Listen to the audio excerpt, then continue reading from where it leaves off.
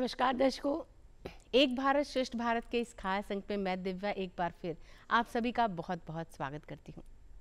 दर्शकों, जैसा कि आप जानते हैं कि एक भारत श्रेष्ठ भारत केंद्र सरकार की एक महत्वाकांक्षी योजना है जिसमें अनेकता में एकता को दर्शाया जाता है।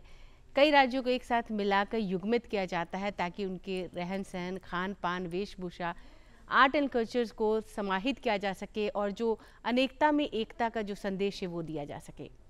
आज इसी विषय पर हमारे साथ बातचीत करने के लिए बिहार संगीत नाटक अकादमी की पूर्व सचिव विभा सिन्हा जी हमारे साथ हैं।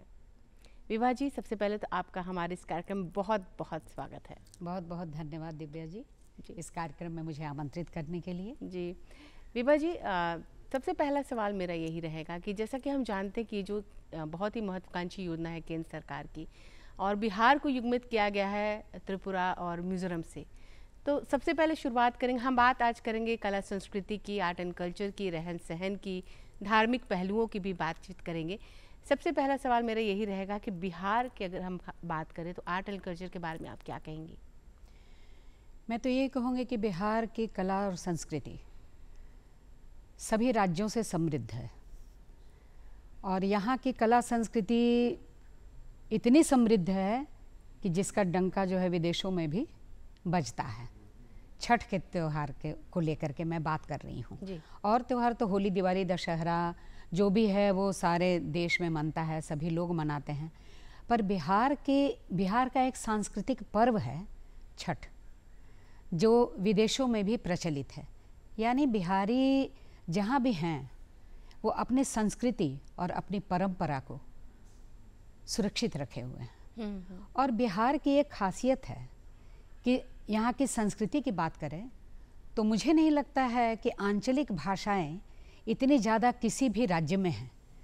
यहाँ 5 बोलियाँ बोली जाती हैं, 5 आंचलिक बोलियाँ जो हैं, मगही, मैथिली, भोजपुरी, अंगिका, वज्जिका, इतनी सारी बोलियाँ हैं यहाँ कि वो पूरी संस्कृति को ये समृद्ध करता है, बिहार की संस्कृति को।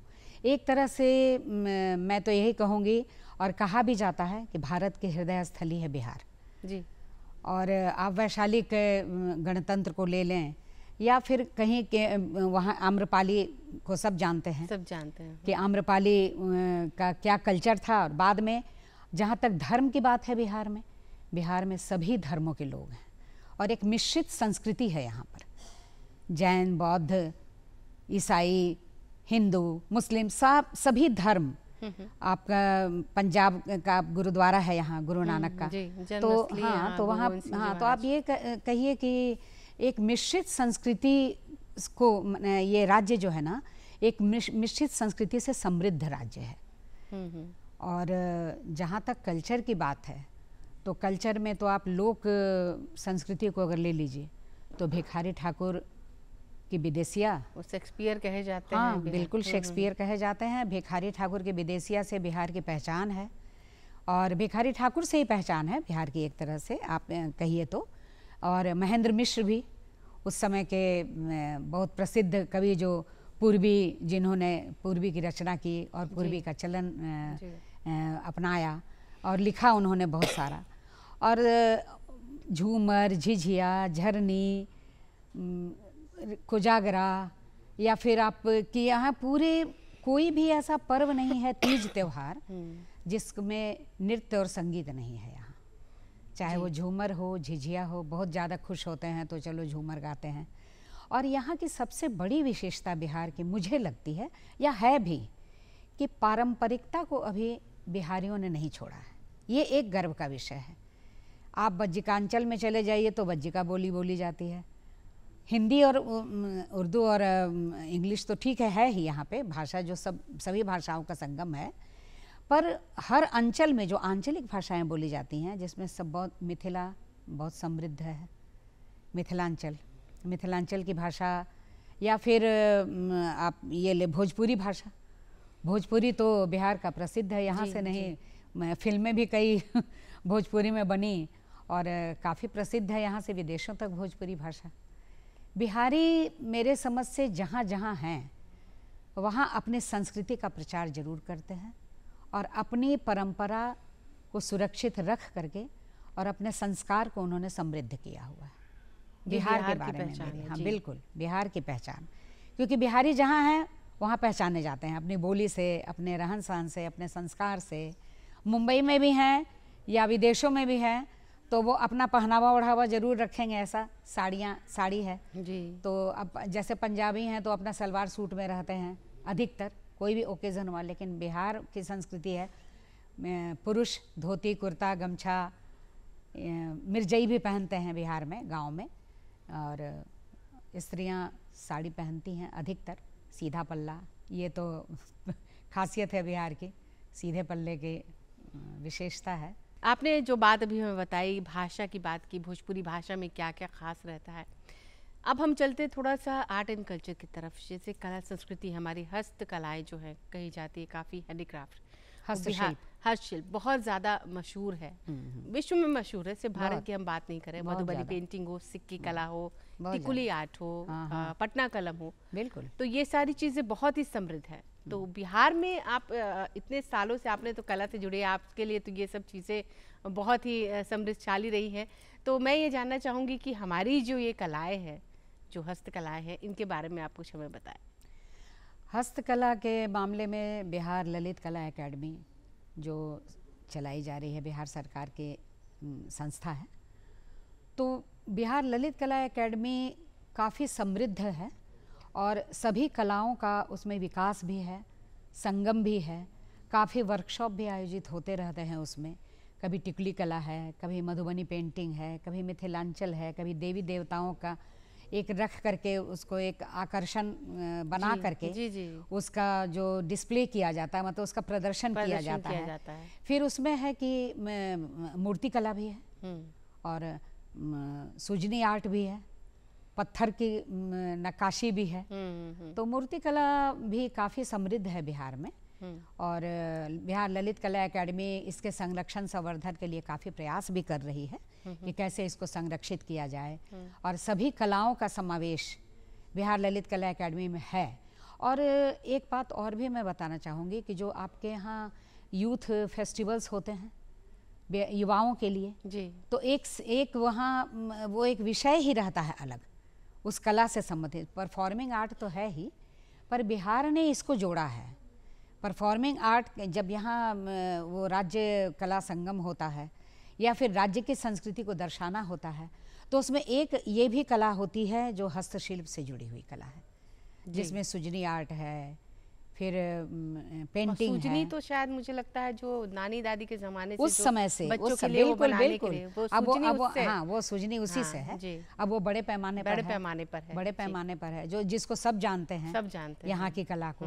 और मधुबनी को तो ऐसी वो तो विदेशों में भी प्रचलित है। और मधुबनी में जितने भी आपकी मिथिलांचल की संस्कृति है, वहाँ के जो देवी देवता हैं या फिर वहाँ का वो है आपका नवग्रह है या फिर रास है कृष्ण का, ये सारी चीज़ें उस पेंटिंग में समाहित होती हैं जी। कृष्ण के रास से लेकर के कोहबर तो बहुत ही प्रसिद्ध है। वो भी मैं कहूँ कि पुरानी संस्कृति, इसीलिए तो मैंने कहा कि बिहार में जो संस्कृति है ना, वो अभी जीवित इन्होंने रखा हुआ है कलाकारों ने, चाहे वो परफॉर्मिंग आर्ट हो या विजुअल आर्ट हो। परफॉर्मिंग आर्ट में भी आप देखिए कि मगही, मैथिली, भोजपुरी, अंगिका, वज्जिका सभी भाषाओं में हमारे गायक गायिकाएं अपने कार्यक्रम की प्रस्तुति देते हैं। कोई भी कार्यक्रम हो, हिंदी ठीक है, हिंदी तो ज़्यादा नहीं होता है, पर भोजपुरी, मगही, मैथिली ये तो बहुत प्रचलित है। अंगिका वज्जिका अभी थोड़ा कम है, लेकिन फिर भी है, प्रचलन में है। लेकिन ये तीन जो है, मगही, मैथिली, भोजपुरी, ये किसी भी कार्यक्रम का एक हिस्सा होता है जो हमारे कलाकार कहीं भी प्रस्तुति देते हैं। बहुत बड़े बड़े कलाकार बिहार में हैं भी, तो जितनी भी प्रस्तुतियां होती हैं ये तीन भाषाओं का बाहुल्य रहता है, सारी प्रस्तुतियों। और एक कहे कि बिहार को पूरा समाहित करके 5 भाषाएं जो समाहित करके, और ये एक आश्चर्य की बात है, मुझे भी लगती है कभी कभी कि बाहर के जितने भी दूसरे देश या दूसरे राज्यों के जो लोग हैं वो यहाँ की भाषा भी समझते हैं। ये आश्चर्य की बात है, मतलब अमूमन दिमाग में यही रहता है कि शायद ये भाषाएं उनको समझ में नहीं आएगी, लेकिन समझते हैं, क्योंकि इसमें कहीं ना कहीं मुझे लगता है कि हिंदी का पुट होता है, कहीं ना कहीं कोई लाइन कहीं ना जुड़ी कहीं हुई कोई होती है। हाँ गीत की कोई पंक्ति जी। इस तरह की होती है कि सबको सहजता से आसानी से समझ में आ जाती है। जैसे अब बाहर के लोग आएंगे तो हम तिब्बती और बर्मा की भाषा उतना नहीं समझ पाएंगे, पर बिहार की ये 3 भाषाएं मगही, मैथिली, भोजपुरी ये बहुत लोग समझते हैं। इसीलिए मुझे लगता है कि यहाँ की संस्कृति ज़्यादा प्रचलित भी है दूसरे राज्यों में और ज़्यादा लोग उसको एक्सेप्ट भी कर पाते हैं, एक्सेप्ट भी कर पा रहे हैं, ये खास तौर पे अगर हम बिल्कुल। विभा जी हम बात करेंगे अब वेशभूषा की और खान पान की बात अगर हम करें तो हमारे यहाँ व्यंजन भी कहें बहुत ही मशहूर है। अब तो कहें इंटरनेशनल लिट्टी चोखा हो चुका है। तो खान पान की अगर हम बात करें, वेशभूषा की बात करें तो क्या कहेंगे आप? वेशभूषा की बात तो मैं अभी इसके पहले भी कर चुकी हूँ। वेशभूषा बताया। हाँ, वेशभूषा तो देखिए पुरुषों का है धोती कुर्ता, मिर्जई, गमछा वो है तो पहनते ही हैं, पैंट शर्ट भी पहनते हैं। ऑफिस मतलब जो प्रशासनिक अधिकारी हैं वो तो कुर्ता पजामा या धोती कुर्ता पहन के नहीं। लेकिन हाँ, फेस्टिवल्स जितने भी फेस्टिवल्स होते हैं, जैसे होली है, होली में बिल्कुल कुर्ता पजामा का चलन है। और जहाँ तक खान पान की बात है, हमारे यहाँ अभी भी पर्व त्यौहार में तीज ले लीजिए, जितिया ले लीजिए, ठेकुआ पेड़किया, छठ ले लीजिए, तो वो कहीं जाता नहीं है, वो बनना ही बनना है। अर्घ भी देंगे तो गुड़ के ठेकुआ से देंगे, क्योंकि ठेकुआ बहुत प्रचलित है और ठेकुआ दूर दूर तक प्रचलित है। रही बात खान पान के रीति रिवाज की, रीति रिवाज और खान पान, रीति रिवाज जब भी हमारे कोई त्यौहार आते हैं, जैसे होली है, होली में पुआ हर घर में छनना ही है, दही बड़ा हर घर में बनना ही है।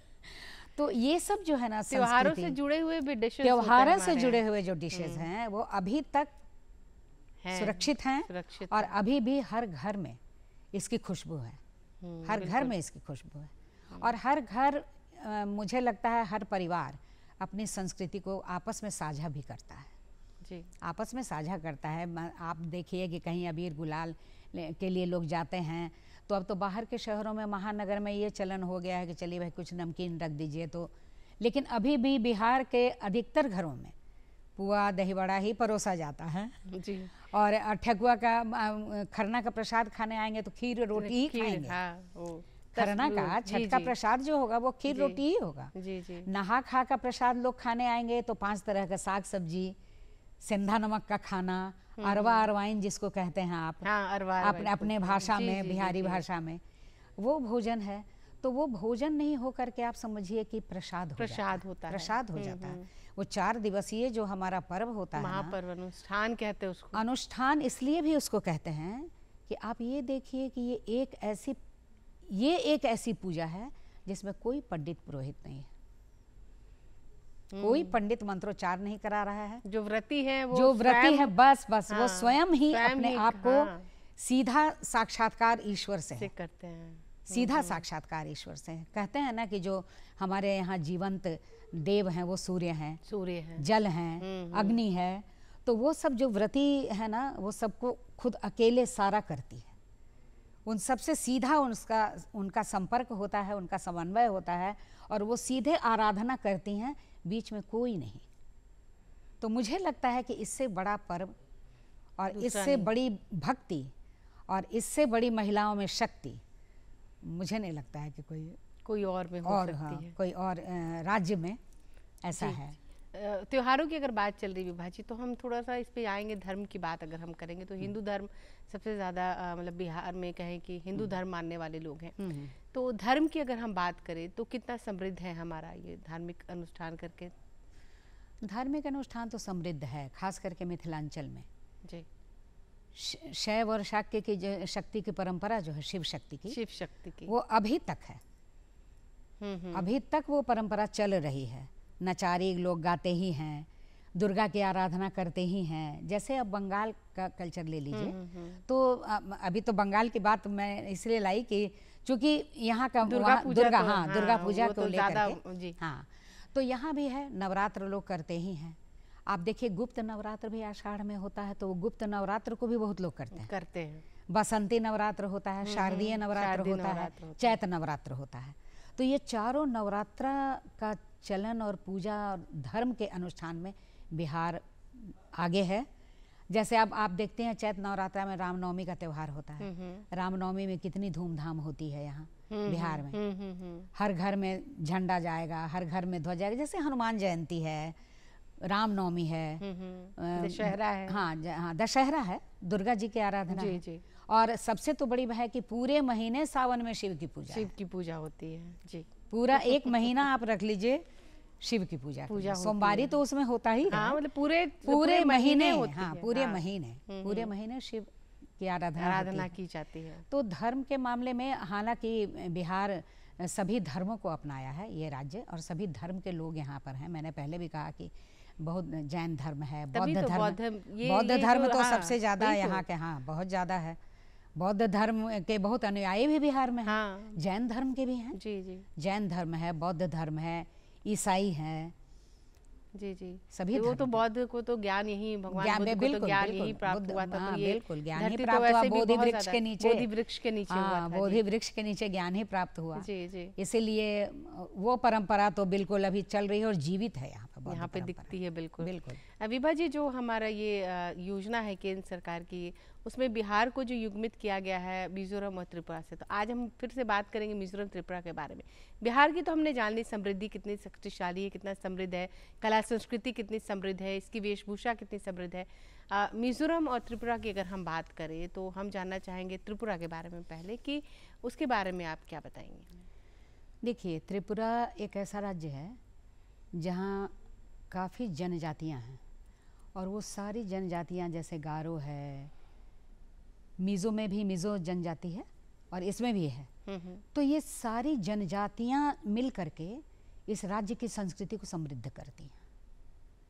ये जनजातियों का जो पर्व और उत्सव होता है, ये एक झूम की खेती होती है यहाँ, जो फसल उगाते हैं इन लोग। चावल ज़्यादा होता है फसल में। ये देखिए एक समानता दिखी मुझे। बिहार और इसमें समानता है। जी। तो चावल भी बहुत ज़्यादा बिल्कुल, चावल वहाँ के लोग भी काफ़ी उगाते हैं, पसंद करते हैं। और एक झूम की खेती जो होती है वहाँ पे, तो उसमें जो फसल कटती है, फसल बोई जाती है, उसमें काफ़ी नृत्य संगीत का इसमें माहौल होता है। काफ़ी मतलब लोग उत्साह में होते हैं और नाचते गाते हैं झूम की खेती पे। झूम की खेती इन लोगों की एक तरह से समझिए तो आजीविका भी है जी, जो स्थानांतरित होती रहती है समय समय पर। जी। कभी कोई लग गया, कभी कोई लगा। जी। उस तरह से त्रिपुरा की संस्कृति है। जी। और वेशभूषा की अगर हम बात करें त्रिपुरा में, तो वो आप क्या कहेंगे? वेशभूषा, देखिए त्रिपुरा के वेशभूषा में 3 हिस्से में बनती है उसकी वेशभूषा। एक नीचे है जिसको रिगमाई बोलते हैं, वो अपना जो पहनती है स्कर्ट, जैसा स्कर्ट नहीं लपेट लेती हैं वो जितनी भी महिलाएं हैं। और पुरुष भी उसी तरह छोटा कुर्ता और पहनते हैं, और वो भी लपेट के ही लुंगी की तरह, लुंगी हालांकि मुरेठा की तरह वो बांधते हैं शायद। मुरेठा की तरह बांधते हैं, लेकिन उसमें कुछ कुछ वो लगा रहता है जैसे जनजाति में पंख की तरह सारा कुछ लगा रहता है। तो वो इन लोगों का है। और भाषा की जहाँ तक बात है, ये भाषा देखिए वहाँ पर ना ईसाई धर्म की, सॉरी मैं मिजोरम की बात करने लगी। वहाँ बंगाल की जो है ना संस्कृति से ज़्यादा प्रभावित हम लोग हैं। तो कोक बोरोक भाषा जो है वहाँ बोली जाती है मिजोरम। नहीं, त्रिपुरा में जी। त्रिपुरा में वो वहाँ की भाषा, वो वहाँ की भाषा है, बोलचाल की भाषा वही है कोक बोरोक। तो आपने जो अभी जनजाति की बात की, मैं एक बात और मुझे याद आया कि थारू जो है वो बिहार की जनजाति है। तो जो साड़ी पहनने का तरीका है, मुझे लगता है जनजाति में वो भी, त्रिपुरा में भी थोड़ी सी ऊपर से साड़ी पहनते हैं। लेकिन यहाँ जो है ना, बिहार की बात करें थारू जनजाति की जी, तो वो साड़ी बॉर्डर वाला पहनती हैं। बॉर्डर वाली साड़ियाँ पहनती वो तो वो घुटने के नीचे से बांधती हैं। इतना माने घुटना के ऊपर नहीं, घुटने के नीचे थोड़ा बांधती हैं। इन लोग भी जो अपना ड्रेस बांधती हैं वो घुटने के नीचे से ही बांधती हैं। तो ये समानता है, ये भी एक समानता ये है, एक समानता है भी मुझे लगता है। और दूसरी बात है कि लोक संस्कृति की जहाँ तक बात है, लोक संस्कृति में भी बहुत समानता है। जैसे अब देखिए, बच्चा पैदा होता है तो हम लोग इधर सोहर गाते हैं, वहाँ भी गाते हैं, पर भाषा का फर्क है वहाँ। तो बच्चे के पैदा होने पे जो खुशी वहाँ होती है, या शादी ब्याह का कल्चर अलग है।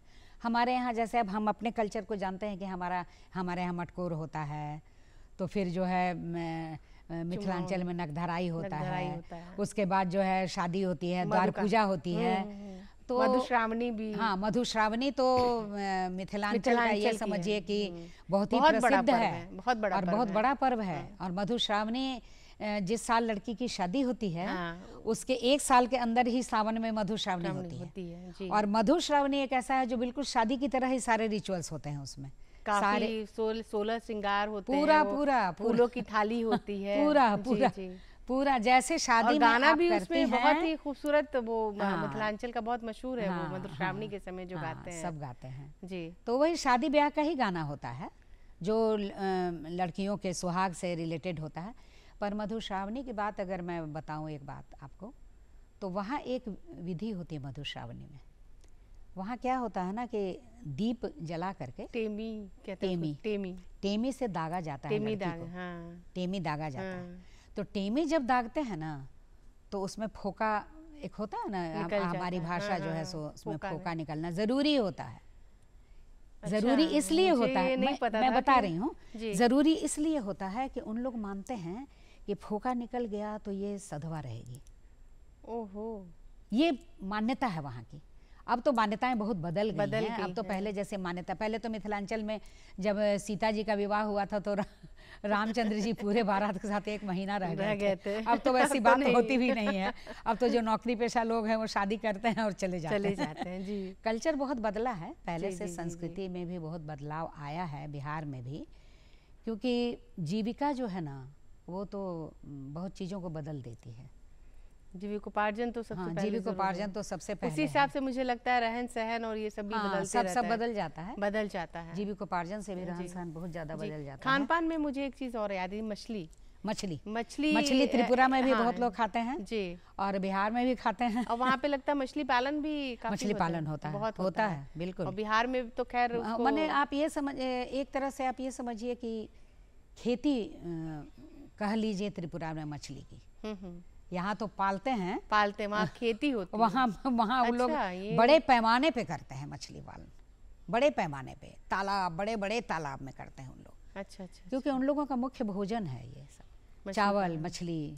हाँ, तो ये तो प्रमुख है। और त्रिपुरा में जहाँ तक संगीत की बात कर लें जी, तो त्रिपुरा में लोक संगीत तो है ही जी, और बहुत सारे पूजा पाठ में, जैसे चैत पूजा होती है तो चैत पूजा में गरिया नृत्य होता है वहाँ पे, तो उसकी भी संस्कृति है। चैत नवरात्र में जैसे हम लोग यहाँ मनाते हैं, वहाँ चैत पूजा में लोग करते हैं। और जैसे वहाँ पर एक मंदिर है जो पूर्वजों का मंदिर है त्रिपुरा में। हाँ जी, जैसे पूर्वजों का मंदिर जो है ना, हम लोग जैसे अपना कैसे करते हैं पूर्वजों की आराधना, अमावस्या में हाँ, या पितृपक्ष में, उन लोग चतुर्दशा में करते हैं। अच्छा। हाँ, उन लोग के लिए चतुर्दशा में होती है ये आराधना। तो अपने पूर्वजों की भी वो संस्कृति है उनकी कि अपने पूर्वजों की आराधना करते हैं। दुर्गा की भी पूजा करते हैं। त्रिपुरेश्वरी दुर्गा का है वहाँ पे स्थान, त्रिपुरेश्वरी में दुर्गा की आराधना भी करते हैं उन लोग। तो चैत नवरात्र की पूजा वहाँ भी करते हैं उन लोग। जी, तो ये तो पूजा की बात हो गई। दूसरा है संगीत का, जहाँ तक सवाल है, वहाँ शास्त्रीय संगीत भी समृद्ध। वहाँ का एक बहुत बड़ा उदाहरण है हमारे सचिन देव बर्मन, त्रिपुरा के ही हैं। एस.डी. बर्मन सर। हाँ, एस.डी. बर्मन सर तो फिल्मों में काफ़ी नाम और काफ़ी उन्होंने फिल्मों में फोक का भी बहुत सारा पुट दिया है। फोक ने उन्होंने म्यूजिक के एक अलग दिशा ही दी है। बिल्कुल लिविंग लेजेंड एकदम। बिल्कुल, उनके लिए तो कुछ तो विभा जी, हमने तो ये पूरी तरह जाना कि अगर खान पान की बात करें, रहन सहन की बात करें, वेशभूषा की बात करें, कल्चर की बात करें, संगीत की बात करें, बहुत सारी समानताएं हैं। तो बहुत सारी समानता है। और मुझे लगता है कि केंद्र सरकार ने जो ये योजना चलाई है, ये बहुत अनेकता में एकता की, क्योंकि अमूमन सबके दिमाग में यही रहता है कि जो अलग राज्य हैं उनकी अपनी संस्कृति है, दूसरे राज्यों की अपनी संस्कृति है। ये जो दूरियां जो आने वाली, वो बिल्कुल साझा संस्कृति है जी। और आप मिजोरम की बात अगर करें तो त्रिपुरा और मिजोरम बहुत सारी चीज़ों को साझा करता है। जैसे झूम की खेती वहाँ भी होती है। झूम की खेती वहाँ पे उन लोग की आजीविका है, मतलब दोनों जगह झूम की खेती होती है। और वहाँ एक एंथोरियम की भी खेती होती है, एंथोरियम की। और एंथोरियम महोत्सव वहाँ मनाया जाता है पर्यटन को बढ़ावा देने के लिए, सितंबर के महीने में। अच्छा, एंथोरियम की खेती होती है और एंथोरियम महोत्सव मनाया जाता है वहाँ। तो पर्यटन, चूँकि मिजोरम तो प्रकृति का देश है ना, हाँ, वो तो राज्य नेचर है, से बिल्कुल घिरा हुआ है। वो तो प्राकृतिक राज्य है, इसलिए वहाँ जो पर्यटक जाते हैं तो इसका कारण भी वो समृद्ध है। दूसरा है कि वहाँ लोग जो पहनते हैं कपड़े, तो स्कर्ट पहनती हैं लड़कियाँ, जो पुआल कहा जाता है उसको, स्कर्ट पहनती हैं। और वहाँ की जो देवी देवताओं की बात करें तो उन लोग पर्वत को ही अपनी देवी देवता मानते हैं जी। जो प्रकृति है, हाँ, वो प्रकृति से जुड़े हुए, तो पर्वत प्रकृति की देवी हैं। मुझे जहाँ तक याद आ रहा है खुआनु, हाँ, और उनके पति के रूप में पाथियल पूजे जाते हैं। तो ये धर्म है वहाँ का, तो उनकी पूजा होती है वहाँ पे मिज़ोरम में। और मिज़ोरम में एक बात बहुत अच्छी है, परिवार बहुत बड़ा होता है, संयुक्त परिवार और साझा परिवार।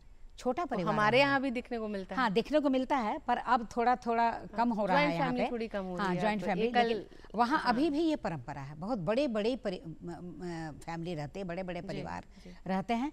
और सबसे बड़ी बात है कि जो वो खुआनो जो देवी हैं, उनके जो पति के रूप में जिनकी पूजा होती है, उनको माना जाता है मानवता का प्रतीक। तो वहाँ के जो लोग हैं वो बहुत दयालु, बहुत सहिष्णु और बहुत आदर आतिथ्य, जैसे ये मिलता है हमारे बिहार से। जी, हमारे बिहार में आतिथ्य की संस्कृति बहुत है। कोई भी अतिथि आ जाए, बातें तो अभी खत्म नहीं होंगी हमारे, अभी बहुत सारी बातें करने का मन कर, लेकिन हमें समय थोड़ा रोक रहा है। तो हमारे साथ इस खास बातचीत में आने के लिए और इतनी अच्छी जानकारी देने के लिए आपका बहुत बहुत धन्यवाद। बहुत बहुत धन्यवाद आपका दिव्या जी, और पटना दूरदर्शन का, जिन्होंने इस कार्यक्रम के लिए मुझे आमंत्रित किया। अगली बार हम फिर से हाजिर होंगे इसी कड़ी में, और एक भारत श्रेष्ठ भारत को लेकर, एक नए मेहमान को लेकर। तब तक के लिए दिव्या को दीजिए इजाजत। नमस्कार।